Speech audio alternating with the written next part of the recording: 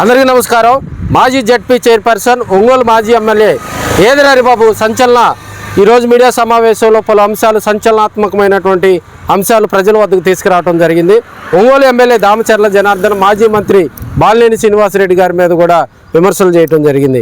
అదేవిధంగా ప్రస్తుత రాజకీయాలు భ్రష్టు పట్టాయని ఆయన చెప్పకనే చెప్తూ మరి రాబోయే రోజుల్లో ఒంగోలు ఎమ్మెల్యేగా తాను పోటీ చేసి గెలుస్తానని, ఒక్క రూపాయి కూడా ఎన్నికల్లో ఖర్చు పెట్టకుండా తన సత్తా చూపిస్తానని ఆయన గద్గద స్వరంతో కూడా మరి గాంభీర్యమైనటువంటి వాక్చాతుర్యంతో మాట్లాడటం జరిగింది. రాబోయే రోజుల్లో ఒంగోలు రాజకీయాల్లో ఎలాంటి మార్పులు జరుగుతాయని కూడా, ఎందుకంటే గతంలో ఒంగోలు ఎమ్మెల్యేగా కూడా ఏదెల హరిబాబు గారు పనిచేయటం జరిగింది, జడ్పీ చైర్పర్సన్గా కూడా ఆయన పనిచేయటం జరిగింది.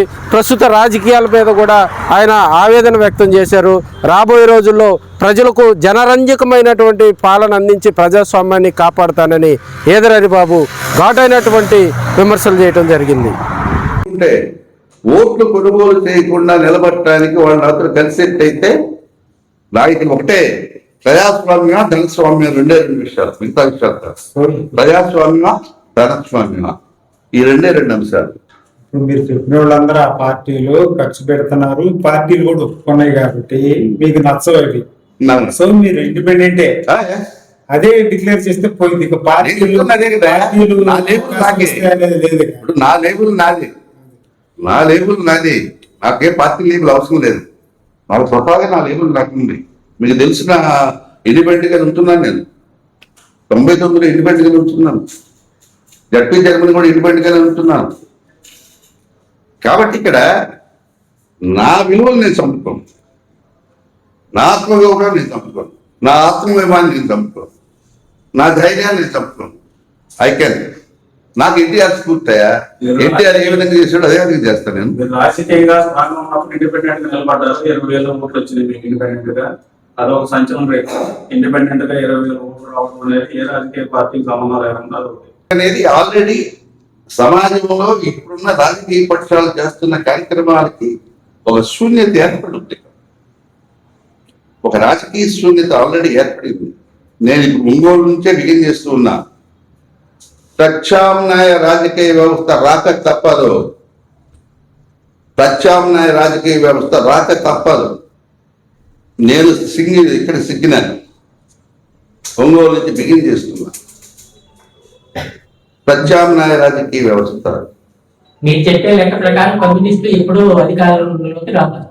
ఎందుకంటే వాళ్ళు ప్రజల మధ్య మాట్లాడతాం. అక్రమ సంబంధం సంతానమే నీతి పాలకులు.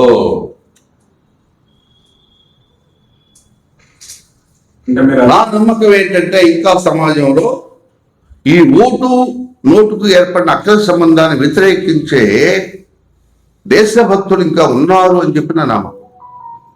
నీతి నిజాయితీపరులు ఉన్నారని చెప్పి నా నమ్మకం. అభ్యుదయవాదులు ఉన్నారని చెప్పి నా నమ్మకం. ఇంకా ప్రజాస్వామ్యవాదులు ఉన్నారని చెప్పి నా నమ్మకం. దాదాపు 50% ఉన్నారని చెప్పి నా నమ్మకం. నేను వాళ్ళతో నమ్మకట్టున్నా. వాళ్ళ తరఫున ఒక అభ్యర్థిగా నేను ఇండిపెండెంట్గా నిలబోతున్నా. అవును సార్, ఇన్ని అటెండర్ కూడా 10 రూపాయలు తీసుకోకుండా మెయింటైన్ చేశారు. అటెండర్ కూడా 10 రూపాయలు కూడా తీసుకోకుండా జడ్పీ ఆఫీసర్ కానీ ఎన్ని కూడా చేశారు. ఈవెన్ ఇంజనీరింగ్ లో ఎవరో ఇద్దరు తీసుకుంటే పర్సంటేజ్ మీటింగ్ పెట్టి అందరి ముందు వెనక్కి ఇప్పించారు. ఎక్కడ పర్సంటేజ్ మాట లేకుండా, అవినీతి లేకుండా జడ్పీ నడిపిన వాడు నేనే. ఇప్పుడు జిల్లాలో అన్ని చోట్ల చాలు. టూరేట్ ఎన్టీఆర్ కేవలం 18 నెలల్లోనే గవర్నమెంట్ ఏర్పాటు చేశాడు. కానీ జనంలో మార్పు వచ్చిన తర్వాత దానికే పెద్ద లాంగ్ టైం అవసరం లేదు. మన మార్పు వచ్చిన తర్వాత షార్ట్ టైం అనేది చాలు. నేను చెప్పాను కదా, నా అవినీతి మీద మీరు ఇప్పుడు 2 సంవత్సరాలు అయింది గవర్నమెంట్ వచ్చి. అంతకుముందు మీరు ఇండిపెండెంట్ బయటే ఉన్నారు, రాజకీయాలు యాక్టివ్ అయ్యారు. అప్పుడు జరుగుతుంది అవినీతి. ఇప్పుడు ఎందుకు ప్రశ్నిస్తున్నారు? ఇప్పుడు ఎందుకు ప్రశ్నించలేదు? నేను కొద్దిగా ఎందుకో ఈ గవర్నమెంట్ వచ్చిందా కాన్ఫిడెంట్ గా ఈ గవర్నమెంట్ వస్తే కొంత బెటర్ ఏమని చెప్పి నేను వాస్తవంగా నేను మాత్రం ఆశించాను. వచ్చిన తర్వాత చూస్తే నాకు ఎక్కడా పెద్ద తేడా ఏం కనపడి ఆ ఎమ్మెల్యేలు బియ్యం అమ్ముకున్నారు, ఈ ఎమ్మెల్యేలు బియ్యం అమ్ముకున్నారు. ఆ ఎమ్మెల్యేలు పర్సనల్ తీసుకున్నారు కాంట్రాక్టర్ దగ్గర, ఈ ఎమ్మెల్యేలు తీసుకుంటున్నారు. అసలు ఏమి తేడా నాకేం కనపట్ల. కాకపోతే అతను సంక్షేమ పాలన అన్నాడు, బియ్యం అమ్ముకొని తీసుకున్నారు. ఇక్కడ సుపరిపాలన అన్నారు, ఎమ్మెల్యేలు అంతా అదే పనులు ఉన్నారు. ఇక్కడ నాకైతే ఎక్కడ నాకైతే పెద్ద తేడా కనపట్ల. కాకుంటే ఇక్కడ ఒకటే తేడా, చంద్రబాబు గారికి ఉన్న తెలివితేటలతోటి కొంత ఈ ఇన్స్టిట్యూషన్ పిలిపించడము, లేకపోతే డెవలప్మెంట్ యాక్టివిటీస్ మీద ఒక ఫోకస్ చేయటము, ఏదో మొత్తం మీద స్కూల్స్ పారేడుగా చేస్తున్నాడు. ఈ షోయింగ్ సంథింగ్ అంతవరకు ఓకే. కానీ కింద లెవెల్లో మార్పు రాలా. పై లెవెల్లో ఏదో చేస్తున్నాడు, కొద్దిగా ఏదో చేయాలని ప్రయత్నం చేస్తున్నాడు. గవర్నమెంట్ బాగానే ఉంది. గవర్నమెంట్ బాగుంటే ఎమ్మెల్యేలు బాగుంటే గవర్నమెంట్ బాగుంటే నాకు అర్థం నువ్వు చెప్పేది. గవర్నమెంట్ అంటే ఏది? అధికారంలో ఒక్కడన్నా పర్సనల్ తీసుకోవడం మానేసాడా? Can you say? ఎక్కడన్నా ఎవరో చెప్పగలరా? లేదండి మానేశారని చంద్రబాబు వచ్చిన తర్వాత ఎక్కడ